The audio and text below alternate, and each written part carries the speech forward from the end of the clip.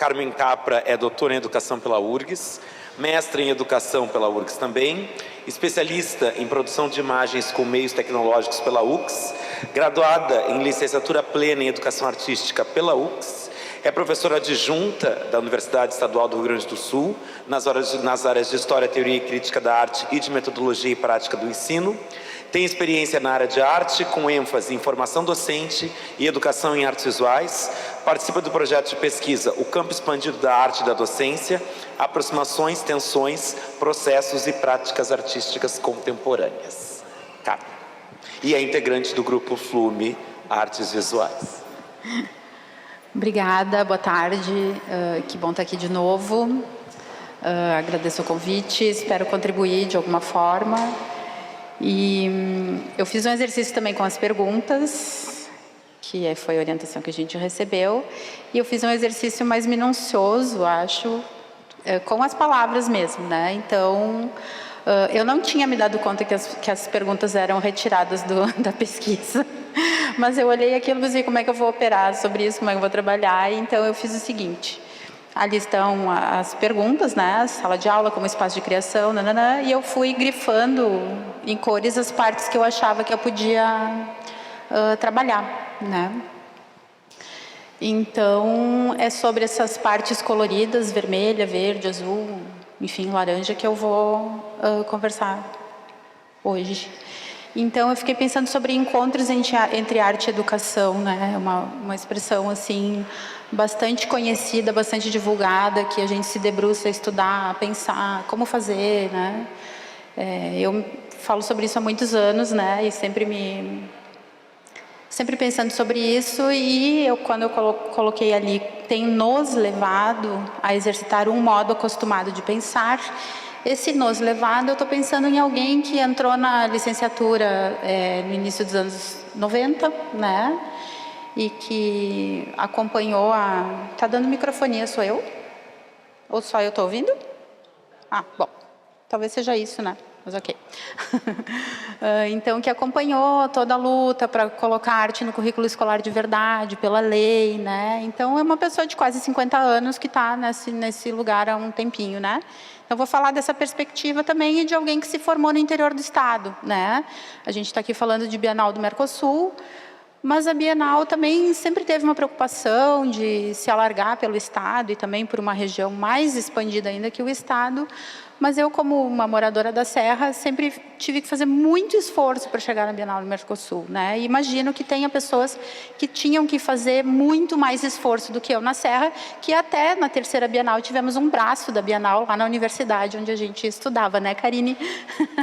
Muito bom ver alguém, né, da Serra aqui, que deve ter mais pessoas que eu não conheço, mas enfim. Então, esse nós, né, eu estou dizendo que essa geração que eu estou aqui representando de alguma forma, tem um modo um pouco acostumado de pensar os encontros entre arte e educação. E o nosso modo acostumado é pensar na melhoria desses encontros ou nos desencontros. Parece que são dois jeitos de pensar que são recorrentes. A gente quer sempre melhorar esse encontro ou a gente fica falando de quando eles não se encontram. A arte e a educação não se encontram, não dá certo, não é para fazer assim, tem que melhorar, né? Então, eu acho que existe alguma coisa além disso, né? Porque a gente pode mudar e deslocar a base onde inicia esse exercício, né? Porque nós tomamos arte e educação como duas coisas postas, fixas, dois campos, né? E a gente pensa dali para frente, e a minha proposta é pensar dali para trás. E aí eu vou pensar sobre a expressão que está lá na pergunta que o Igor elaborou para a gente, né? Arte como território. E eu fiquei pensando arte como território. Eu fui procurar no dicionário, né, analogias, não apenas sinônimos, mas analogias à ideia de território. E tem a ver com terra, região e propriedade. Então, na palavra território está contida uma ideia de posse, né? Propriedade, de posse. E aí eu pergunto, que posses circundam o território da arte para a docência? E eu de pronto percebo que são várias. Tem várias propriedades envolvidas nisso, né? Propriedades no sentido de posses, né? Tanto de poder no sentido de ter, mas também poder no sentido de exercer um poder, né? E também de permissão, isto pode, isto não pode, né? Então, pensemos, né, nos itens comentados antes, quando eu estava falando, né? Nos encontros entre arte e educação, e também como, às vezes, esses encontros, na medida que a gente pensa sobre como se encontra o mal, ou como podem, ou quando não se encontram, né? Como melhorar os encontros entre arte e educação, ou quando elas não encontram e não funcionam, né? Geralmente isso produz juízos moralizantes, né? Moralizantes ou sobre a escola, ou sobre a própria prática de professoras, né? Eu vou falar no feminino porque, desculpa, os dois professores aqui presentes, mas enfim, as professoras não conseguem dar aula, fazem mal, estão desestimuladas. Então isso reverte de um modo muito pejorativo, né? E que elimina qualquer possibilidade de aproximação mais libertária com a escola e com a educação escolar, que é a isso que eu me dedico, né, pessoal? Eu falo de um lugar muito específico, que é a formação de professores que vão dar aula em escola, que é a função primeira de uma licenciatura, né? Então, esses julgamentos morais, eles sempre fazem reacender uma tal dívida. Eu brinco que a licenciatura é o curso endividado, que produz um sujeito endividado, que é um sujeito que está sempre em dívida, né? Porque não estuda arte que chega, porque não se atualiza que chega na escola em 2 anos já está acomodado, já está ensinando mal, já está cansado, já não sei o quê, né? E sempre tem um olhar de falta que é uma aproximação um pouco exagerada, eu sei, mas é uma falta que lembra o processo civilizador, né? Quando a gente olha colonizando, mesmo sem saber para alguma situação, a gente olha pelo olhar da falta. Não tem isso, não tem aquilo, falta não sei o quê. Então, eu vejo ali uma variação desse pensamento, né? Então, pensemos ainda nesse mesmo sentido, pensemos nos sentidos da palavra licença, né? Que compõe o termo licenciatura. Licença pode ser permissão, consentimento, isenção, oportunidade, assentimento, preparação, inação, repouso e anarquia. Então, são posições bastante diversas, né, para essa ideia de licenciatura, e que, às vezes, a licenciatura é tão pensada de um modo único, né, um lugar da cobrança, né? A licenciatura nasce de uma situação bem interessante, né? Ao menos no Brasil, ela surge na era Vargas, e ela surge com a necessidade de expansão da educação pública. E ela nasce da formação que existia para os bacharelados, e colocaram uma coxinha, como a gente brinca, né? 3 partes de bacharelado e uma de licenciatura. Pronto, pode dar aula. Então, a licenciatura não se constitui, ela nasce de uma formação estranha e alienígena àquilo que ela se destina. Ela é um bacharelado enfraquecido, para falar bem o que paira até hoje, né? Que eu acho que não é, né? Mas isso é histórico, de alguma forma ele resiste, né? Então, ainda pensando na arte como território, mesmo que a arte seja conhecimento, que quem dá aulas deve ter profundidade e abundância, né? Isso não é negociável aprender menos arte, saber menos arte, porque alguém se destina a ser professor, porque quer, ou porque está ali porque precisa do emprego, não interessa, isso não é uma questão que me importe, né? Não é negociável estudar pouca arte, seja em qual curso for, né? Porque, afinal de contas, é a área de destino, né? Para que ande com a educação, a arte na educação escolar, no meu modo de ver, está mais para existências artísticas do que para domínios e identidades, né? Se a gente pensar no modo como a arte é ensinada nas licenciaturas, ela ensina domínio, sim, e eu faço isso, nós fazemos isso, porque nos compusemos dessa forma também, né? Na área dos domínios da história, no domínio da curadoria, no domínio da poética dos artistas, né? Do exercício dos artistas, e são domínios, sim, né? E isso produz também certas identidades que nem sempre abrem espaço ou dialogam de uma forma clara e responsável com o que é a educação escolar no nosso país, né? Ou com aquilo que a gente imagina que seja necessário. O que eu ponho no lugar disso, né? Assim, complementando. Então, existências artísticas, para mim, é uma abertura desses territórios, e eu entendo a arte como um bem comum, né? Um bem comum disposto na escola, né? Que é tomado para estudo e prática, ponto, né? Um bem comum que todo conhecimento deveria ser um bem disposto para que as pessoas estudem e pratiquem. Numa espécie de liberação de tantos adjetivos e tantas medidas e tantas mensuras que só reforçam aquilo que às vezes não é, né? Em vez de, enfim. Travou? Eu estava apertando o botão errado. Então, eu penso que a recusa da lógica proprietária, né? Que é possível recusar.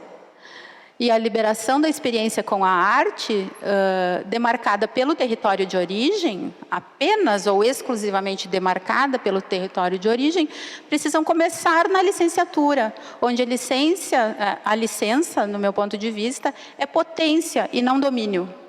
Então, as professoras, os licenciandos, eles entrariam em contato com a arte como potência, e não como saber mais, saber menos, praticar mais, praticar menos, ser isso, ser aquilo, e assumir crachás que hoje em dia também são tão capturados como a nova e mais atual identidade, né? Que se transforma logo em rendimentos financeiros, né? E, enfim, coisa que empobrece tudo que poderia existir de bom, né? Então, nessa lógica, eu voltaria lá para a ideia de licenciatura, que se a gente pensa, o último item ali, né? O que está dentro da palavra licença, vamos pensar como potências, né? Potência de permissão de conhecimento, potência de inação, potência de repouso e potência de anarquia. Então, eu começo a imaginar a licenciatura como algo estritamente não, muito da ordem do político, né? De, se for necessário, resistir, se for necessário, recusar, se for necessário, parar também. Parar, encontrar outras ordens, outras lógicas, outras formas de funcionamento. Opa, é para o outro lado. Então, lá na pergunta também tinha uma questão de afirmação ou questionamento do território artístico, né? E eu penso que nós podemos, se nós quisermos e acharmos conveniente para os tempos que a gente vive, desassociar a lógica dos polos, né? Porque ali está contido, ou eu afirmo ou eu questiono, né? Eu acho que pode ser assim, mas eu acho que pode acontecer em outras lógicas também. E trabalhar em modulações da mesma potência, a da arte, né? Então, existem tantas modulações entre A e B, entre ser e não ser, sendo que o não ser, se a gente trabalha com a ideia de potência, também é uma forma da potência, né? Nós trabalhamos escolher o não, a inoperância, para usar um termo mais filosófico, também é uma forma da potência.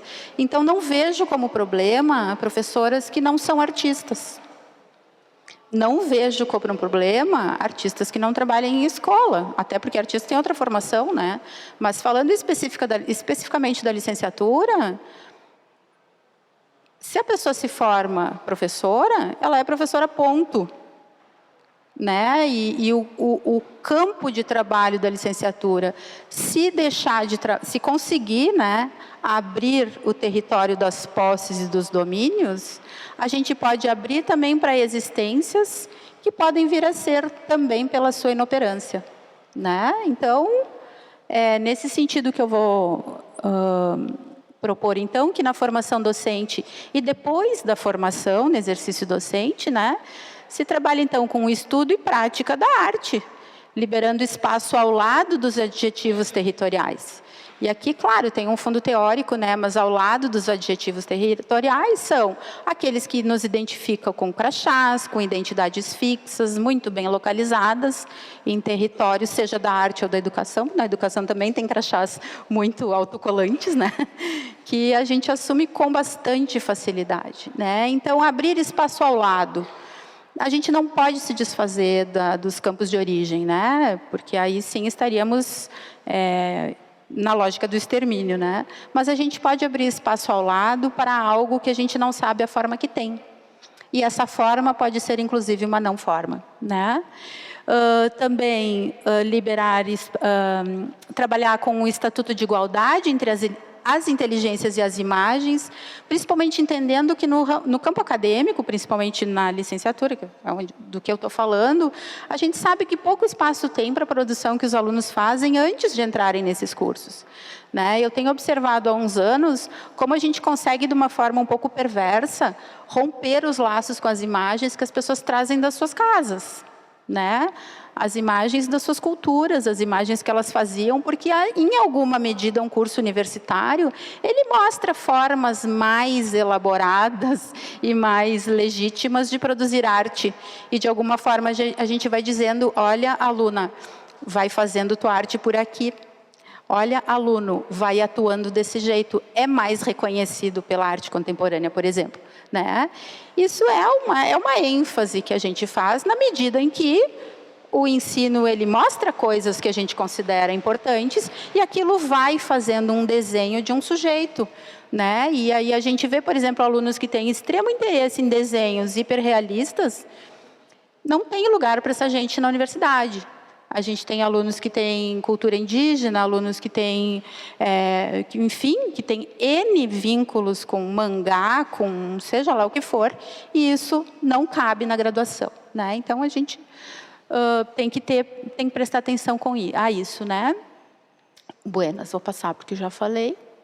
Então, a seu modo, né, se a licenciatura, se um curso de licenciatura de formação docente daquela pessoa que está sendo preparada, né, para trabalhar na educação básica do Brasil, gente, e os números do Brasil são assustadores, né, mas pensem, a gente tem uma lei que diz, né, que um professor com licenciatura vai dar aula em todas as escolas do Brasil. Isso é muito sério, a gente não pode desviar o olhar disso, né?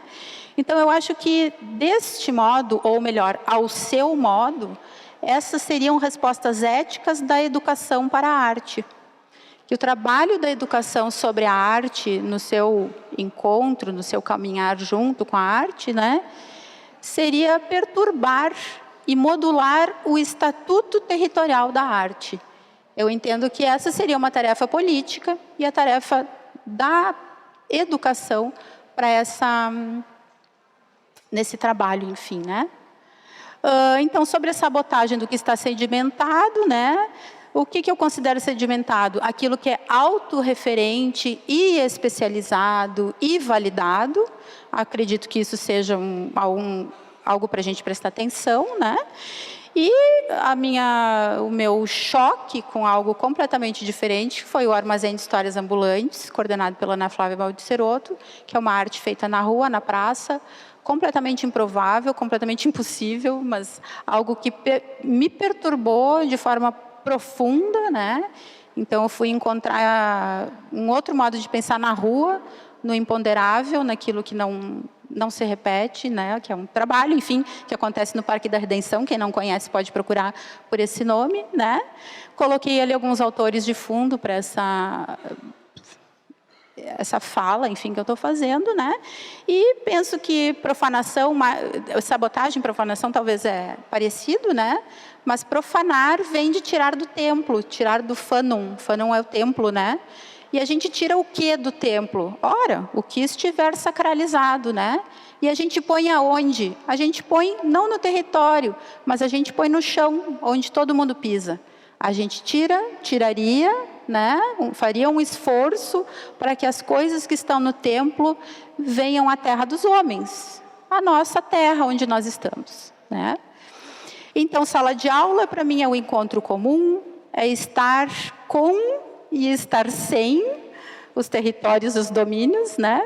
É paradoxal isso, mas eu acho que é um estado interessante, tanto estar com e sem os territórios da arte e da educação, e estados educativos e poéticos. Eu entendo que sala de aula é produzir entendimentos e químicas ainda não pensados, ainda não formulados e ainda não possuídos, porque na medida que alguém possui o domínio e a definição, já tem uma posse de alguém, e eu posso não estar incluída nisso. Penso que arte e educação podem fazer política, se movimentarem os limites entre ambas as áreas, subvertendo a distribuição de lugares e os prévios modos de ser. Por exemplo, a experiência do espectador da arte, numa exposição de arte, é uma experiência que se mantém firme e forte, né?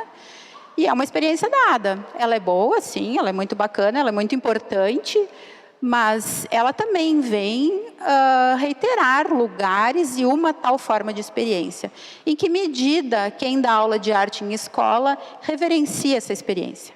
Não apenas ensina, não apenas pratica e não apenas inclui, que nós sabemos que a imensa parte da população talvez não tenha contato com isso, mas também, né, mostra um lugar historicamente construído, né?